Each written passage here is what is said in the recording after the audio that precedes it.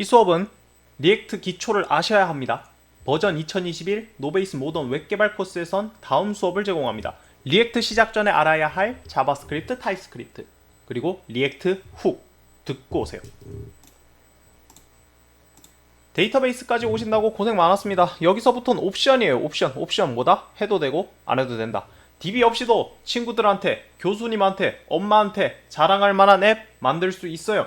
그래서 이제까지 배운 것으로 만족하시는 분들 중단하셔도 됩니다.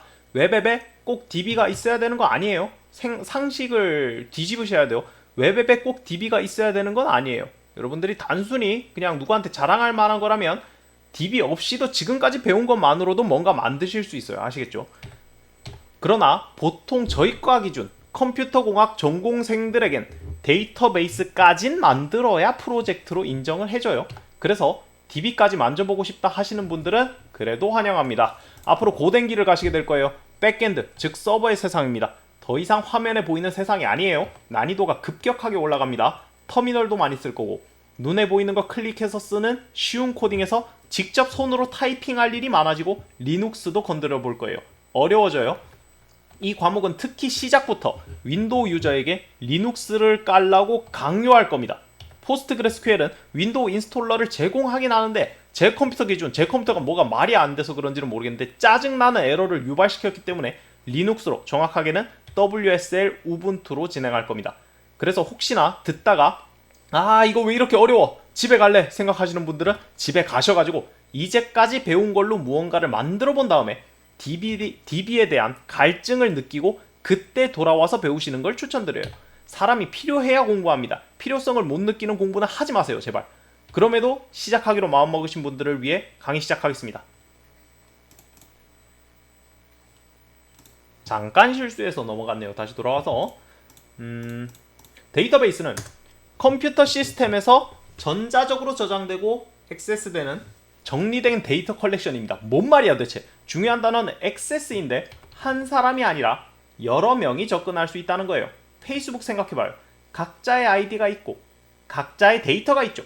이제까지 쓴 게시글이라든지 사진이라든지 프로필 정보, 각자가 가지고 있는 정보가 있고 남의 정보엔 공개된 정보만 볼 수 있고 내 친구의 비밀번호는 함부로 볼 수 없잖아요. 데이터베이스가 있어서 가능한 일입니다. 즉 우리는 우리의 웹을 여러 사람이 이용하게 만들 겁니다. 각자가 각자의 정보에 접근해서 데이터를 가져오고 변경하게 할 거예요. 포스트그레스QL, 코끼리가 한 마리 나왔죠. 일단 이 괴상한 기술 이름을 어떻게 읽느냐, 포스트그레스 SQL이라고 하지 않고 포스트그레스QL이라고 읽습니다. 짧게는 PSQL, 가장 많이 쓰이는 짧은 단어로는 그냥 포스트그레스라고 씁니다. 한국에서 별로 안 유명해요. 안 유명해. 근데 북미 기준 2위입니다. 1위는 공공의적 오라클. SQL을 사용하는 관계형 데이터베이스 RDBMS입니다. 가장 큰 장점으로는 무료예요. 많고 많은 DB 중에 왜 하필 이걸 선택했죠? 제가 오라클을 싫어해요. 그 다음에 학교에서 가르치는 MySQL도 오라클 거예요. 그래서 싫어요. 그럼 다른 것도 있죠. 마리아DB 아니면 뭐 아예 NoSQL 기반인 몽고DB 이런 것도 써볼까 생각을 했는데 포스트그래 파일이라고 나중에 엄청 쉽게 GraphQL과 연동해주는 라이브러리를 소개하게 될 건데 정말 쉽습니다. 백엔드 코드 한 줄도 안 쳐도 짠 하고 만들어주는 게 있어요. 우리는 코딩을 쉽게 시작하기로 마음먹었잖아요. 그죠?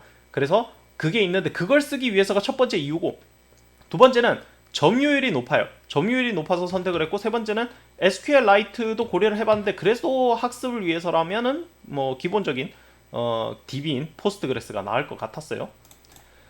그럼 포스트그레스QL이 SQL이라고 했는데 그건 뭐냐? 관계형 데이터베이스에서 쓰이는 언어예요. 관계형 데이터베이스에 대해서는 조금 이따 설명하고, MySQL, MariaDB, SQLite, Oracle, MSSQL, PostgreSQL 같은 이런 기술들은 기본적으로 SQL을 쓰기 때문에 하나를 배우면 나머지는 조금의 문법 차이로 한 방에 다 배울 수 있습니다. 한국인이 경상도 가서 사는데 지장 없고 전라도 가서 사는데 지장 없는 것처럼 한 방에 다 배울 수 있어요. 믿으세요, 이건. 그러니까 근본적으로 SQL을 배우는 거예요. 많이 안 배울 거예요. 조인도 안 할 거고 기본적인 것들만 배울 거예요. 생성하고 수정하고 조회하고 삭제하는 것만. 그럼 관계형 데이터베이스는 뭔데? 표를 기반으로 하는 데이터베이스입니다. 그 표들의 관계로 구성되는 데이터베이스입니다. 엑셀과 RDBMS 비교 나오죠? 이 장점들에 여러 명이 접근 가능하고 보안의 이유로 RDBMS를 쓴다고 알고 계시면 될 것 같아요. 그럼 오라클이 1위라고 했잖아. 오라클은 왜 안 쓰는데? 오라클은 유료예요. 엄청 비싸요. 작은 기업이 쓰는데도 1억 우습게 나갑니다. 그렇게 비싼데 왜 쓰지? 데이터베이스는 함부로 다루면 법적인 문제가 매우 큽니다. 재판에 갈 수도 있어요. 농협 데이터베이스가 털렸다고 생각해봐요. 큰일이잖아요. 그래서 기업들이 그 책임 문제를 회피하려고 오라클을 씁니다. 사실 이게 업계 진실이에요. 그리고 돈을 내니까 사고가 터졌을 때 기술 지원을 해준다고요. 나머지는 그냥 부가적인 이유들입니다.